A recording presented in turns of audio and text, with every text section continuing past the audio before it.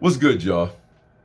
So in my venting video that I made yesterday, that I'm not sure if it uploaded yesterday or today, because that thing took forever to upload. My Wi-Fi's trash. But nevertheless, like in that video, I had a funny observation, right? And it's in regards to some of you ladies out there, all right? And I shared this observation with my dad, and it really made him crack up. And whenever I make my dad laugh like that, I'm like, wait, why did that make him laugh so hard? All right? When me and my dad are not foreign to laughter. Like we are both some cool dudes. But it's like for us, it's like our laugh is typically like, yo, you crazy dog. And that's about it. But when you hit us with like a joke that has like the punchline, but then it has like a second layer of truth to it, something that makes you think just a little bit, kind of like tinkers the light bulb on, that's what really gets us because there was some depth to the joke, right? Now, don't get me wrong, I myself am a funny individual. It's like I watch a lot of stand-up comedy. So I know how to deliver a punchline. I know how to come out of left field. I know how to throw a curveball, having you thinking I'm going to say this, but then say, nope, I hit you with this one. You ain't see that coming, did you? You know what I'm saying? I know how to deliver a joke. But when my nerdy ass has an observation that makes my dad crack up like that, my nerdy celibate, ain't touched a woman, ain't been touched by a woman in years at this point ass, makes King Pimpin' over here someone that's had a very fruitful youth, someone that really knows the ins and outs, quite literally, of women, you feel me? And I make him laugh that hard about something, I know I just spoke some truth. So whenever I say something crazy, I'm hopefully not saying it to be, I'm not saying it to be, shock value or anything like that, because there's a reason why I say the things that I do. I have an observation, and I'm usually raw and uncut with my observations with the world, and I just want to share this idea with y'all. If this ruffles y'all's feathers, y'all kind of are proving my point. All right? So with that being said, ladies, the funniest observation to us men, this isn't the punchline or like the thing that made my dad laugh. This is just a setup. But it's very funny how a lot of you ladies always say that you want a really honest man. Just keep it 100 with me. Keep it a buck with me. Be 100% your authentic self with me. A lot of us men will just look at each other when we hear y'all say stuff like that. We look at each other and be like, are you sure about that? Because the easiest stereotypical example I can use is, hey babe, does this make my butt look big? And then when we give you our honest answer, but yeah, it kind of does. Oh my God, why would you say that? Wait. Why are you getting so emotional? You asked me a question. You want me to keep it 100 with you? Well, I'm all the way 100. I'm like a cyborg. I will admit I'm a little bit more like a cyborg in dating. It's like I have a very hard time bringing down that honesty meter because it's broken at 100. I am always 100% and authentically myself. And if you're not ready for that level of honesty, you ain't ready for men like me. It's just very simple. But nevertheless, it's like y'all want honesty in the way that y'all want it. Y'all have been spoiled by today's society, and y'all get everything y'all want in the way that y'all want it. But when you get somebody that really doesn't care, and it says, oh, I'm just answering the question, then all of a sudden it shakes up your whole worlds for some reason. You feel me? So when I'm being 100% honest, like I said, I'm a little bit more cybernetic. I'm kind of like Sheldon from Big Bang Theory sometimes. You know what I'm saying? It was like I think I have like a small case of Asperger sometimes. But nevertheless, it's like, for me, one of my funny observations was some of y'all be like, treat me like the queen I am, but you act more like a prostitute. You act more like a hooker. Some of y'all, the low-hanging fruit out there that doesn't want to accept accountability for y'all's own behaviors. I find it to be hilarious sometimes. Treat me like a queen. Y'all do realize being a queen is like the highest level position a woman can have in the kingdom. What queen do you see prostituting herself like that? Why do I keep saying prostitute, prostitute, prostitute? Well, once again, we're talking about the low-hanging fruit here.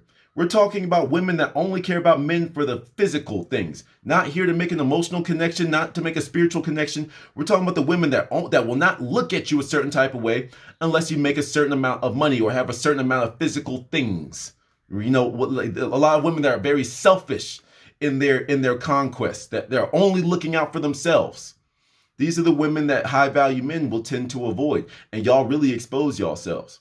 But y'all know men, women, your girlfriends, everybody has heard some type of woman, whether in real life or online, say that you can't get none of this pussy unless you make a certain amount of money. Unless you make $100,000 a year, you ain't touching this.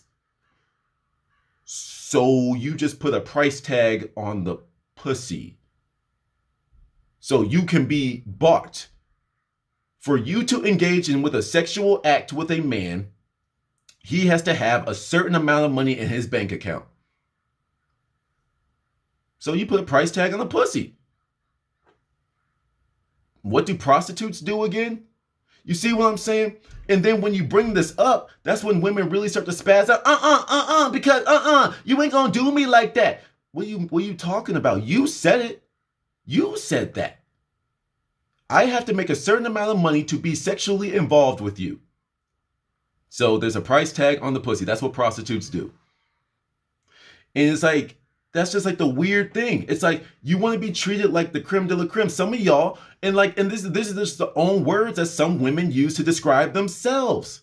I'm a bad bitch. I'm a bad bitch. But then if I say, yo, shut up, bitch. Like they say, that's different. That's disrespectful. It's the exact same, but you said it differently. But that's how you characterize yourselves. That's what y'all be saying about yourself. When you with your girlfriends and y'all get your little drinks and y'all pregame, yes, bitch, and y'all be slapping each other's asses and shit. Yes, bitch. It's different. It's different. There should be some words that you don't tolerate at all. Me as a man, a future father, if I were to walk into a room, if I were to see my daughter on Instagram, Snapchat, whatever, calling herself a bitch, that would like crush me. It's like I don't put women on a pedestal, but I hold y'all to the same high standard that you hold us to. Why would y'all be saying like, I need me a real man. I need me my king.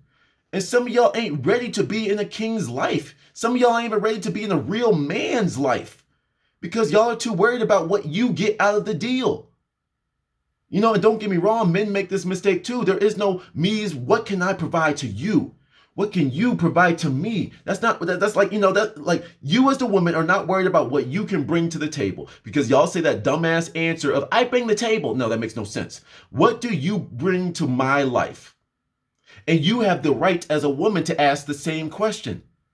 But the thing is, most of y'all, like the low-hanging fruit out there, are only worried about what you get out of the deal. And y'all wonder why y'all cannot maintain a long-term relationship. Y'all wonder why y'all get passed around by the NFL and the basketball teams. You know, because y'all think y'all gonna trap these people and y'all are entering these relationships, these engagements with the wrong mindset. Now, I'm not here, like, don't get me wrong, I'm celibate, I'm a monk, I get that, I know. I'm a little church boy type of shit, I get it. But like, this is why y'all don't have long-term relationships. This is why someone hits it for a little bit and then they move on to the next one because they know that you're only here for their money. You're only attracting them for their money. So why would they open themselves up to you? Because you don't carry yourself in a certain type of way. And we can see that. We can feel that. You can hang out with your girls, talk shit about men all day, but this is the shit that some of y'all talk about. And then y'all meet a man like me, y'all meet a man that's even in a more better position than me, and y'all wonder why you can't lock us down. Because we see through you. We see through you. Because we interact with women of class. We interact with the real queens out there. That know their value, that know their worth. Sometimes they don't have to go expressing it. They can be beautiful without showing their skin. And me personally, I guess is my own little thing, but they can be naturally beautiful. Some of y'all are disgusting individuals and you hide this with all of your fakeness. Your fake hair, your fake nails, a face full of makeup that makes you look completely different. You know, you got body shapers, butt pads, all this type of stuff, but you want a real man. And then when a man exposes you, that's when y'all lash out because you're not mad that he showed the truth to you. You're mad that you got face to face with something that you've been trying to hide so much and you react to it with anger. You react to it because now you're face to face with everything that's wrong with you that you're trying to cover up. That's what I see. Some of y'all put so much makeup on your face that your skin literally can't breathe. When you wipe your face off, your face looks disgusting because your pores are clogged. And when we see that, we be like, ugh. Some of y'all got LeBron hairlines because y'all want these tight ass weaves, but y'all don't even understand your own anatomy. When you pull your hair back, you're literally damaging yourself. You're damaging your hairline. That's why when you're 40 and 50, you're gonna have like a little ponytail. You're gonna be bald with a ponytail because you've been putting all that glue and yanking your hair follicles out. Why is it that some of us men know more about female hygiene than some of y'all, but you a queen, right? What queen you see running around stinking? What queen you got running around that doesn't know how to wipe from front to back? Some of y'all women are trifling. And when you get this true honesty from a man that's not afraid to lose y'all, you lash out at this. When a man is not interested in your physical, you go straight to attacking his manhood because he's not interested in you like every other dude out there that's just like drooling over you. A man that actually has a higher caliber of conditions to be in our lives. You know what I'm saying? It's just a strange world out there, and some of y'all ain't been checked. Who you think you is checking me and blah, blah, blah. The only reason that you continue to have this behavior is because you get this validation from men that want to only use you for sexual reasons. You know, there's a bunch of you women that have nothing to offer past your bodies. You know, I've used this example before, but Patrice O'Neal, don't get me wrong, very misogynistic individual. I could call a duck when it comes to men too. You know, and I will not act like him in a certain capacity, but broken clock is right twice a day. You know, he was having a stand-up bit, and he was talking about how, he said, in a crazy situation, a hypothetical situation, you're in a train accident, and you lose your vagina. You can no longer sexually satisfy your man with your vagina. How would you continue to keep your man happy in the rest of your relationship? How would you keep your man happy? And he sat there and he said, y'all could talk. He was like asking for engagement from women or women in the audience. And everybody that would open their mouths would say, like, suck them off, blowjob, anal, blah, blah, blah, blah, blah. And he was like, that's interesting. If I were to say these types of things, I would get reamed out. But when I give women the opportunity, and this was live, he said, when I give women the opportunity to explain how they would, and I'm messing up the punchline because it's not my joke, but when I give women the opportunity to explain how they would keep a man happy in a relationship, all y'all did was classify yourselves as a series of holes. He said, none of y'all said, oh, I'm going to get better at video games. You know, I'm going to learn how to cook. I'm going to cook better recipes or do this and that. Nope, you just went straight to sexual orifices that you have. Some of you women literally have nothing to offer into a man's life except for sex. And y'all use this like it's like your trump card because that's all you are used to. It's like you don't realize that you are quite literally you've been prostituting yourselves, because not only that's how some of y'all build y'all's value. Y'all, like when y'all be on Instagram sometimes, I got that wet, I got that good. Why are you out here only parading your nether regions? You know, that's crazy to me.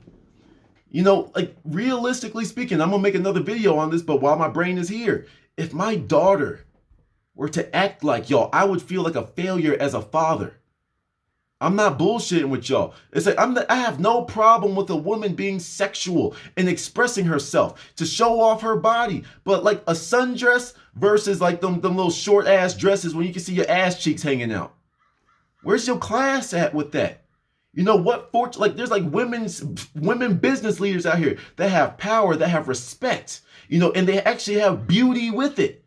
You don't see them showing off, like pushing their titties all up. You don't see them showing their asses and shit like that. You don't see them acting like that. You know, they can have a dance, they can sway their hips, they can do all that type of stuff. You know what I'm saying? But they have a sense of class with them. Please list out the characteristics of a king and a queen. Some of y'all really get the queen stuff mixed up, and I do want to make a separate video about it, but my brain is here. It's like y'all think queen. You only see the final product. You only see the glamour. You only see the rich things, the jewels and the diamond encrusted glasses and cups and stuff. You only see the money. You only see the physical, not realizing what responsibilities come with being the queen of a kingdom. Some of y'all, if there was a legitimate, non-biased, bipartisan, you know, aka men and women get together and say, what makes a king? What makes a queen? A lot of y'all would not make the cut. And then when y'all don't make the cut, you're going to lash out on the men and you're going to lash out at the women. Oh, you just a bitch that thinks that she did. You see how you speak? You see how you carry yourself? You just jump straight to, man, that hoe said, that bitch said, and it's like, y'all do all this shit. Now, don't get me wrong, that's just y'all's female mannerisms, and there's nothing wrong with that. But it's like when you accompany it with all those other things, men like me are just looking back like, yo, whose chick is this, bro? It's like she a bad bitch, but you call her a bitch, she this and that. You call her a prostitute because she's asking about my salary in the first hour that we're talking with one another. That's rude. That's disrespectful. You know, like, and I know this is like a man thing, but like if you walk, especially in the hood somewhere, even in any man, you just walk up to him and ask how much money he got, we're liable to smack you upside the mouth because that's just something that you don't do. But some of you women base a man's whole character, principles, morals, values, the way that he would actually treat you like a queen, but you will ignore him because he doesn't make a certain price tag. That's prostitution, ladies. You know, that might offend some people and I may not be articulating this the best, but I mean, you put a price tag on the pussy, that's prostitution. Some of y'all are the low-hanging fruit that only sees the physical things instead of the work that went in to get it. There's nothing wrong with being attracted to a man that has a lot of money. That makes perfect sense. There's nothing wrong with being attracted to a man that has a lot of power, influence. That makes a lot of sense. But see, y'all see the final product. Some of y'all see is the cars, the clothes, the houses, the vacations, and not the work. You don't value the work that the man put in. And that's why some high-value men in a better off position than me, that's why they will never like lock it down with you, because you only appreciate their things and not them as the individual, not the work that they put in. That's the very simple. This can be bought, this can be replaced, but my work ethic can't be. I developed this, I grew this, I failed so many times before I met you. You're only looking at the final product, and there's going to be more failures. And because it's like if that money were to disappear, you disappear. And that's why we use, well, not we, I don't, because I'm, I'm all saintly over here. But like, other people say that's why they just use and abuse you. Hopefully not the real abuse, but you know what I'm saying. It's that they use you up until they're done with you, and then they cast you aside. Because that's all you are, that's the only thing that your attention goes. Where attention goes, energy goes. Like attracts like. It's like your vibration is what you attract. So if that's how you're doing, do it. If your attention is conditional, well, so is his. Those are just my thoughts on the matter. Hopefully I didn't piss you off, but more than likely, if I pissed you off with that sentence, then it's probably relatable to you. If it don't apply, let it fly. To the next one. Peace.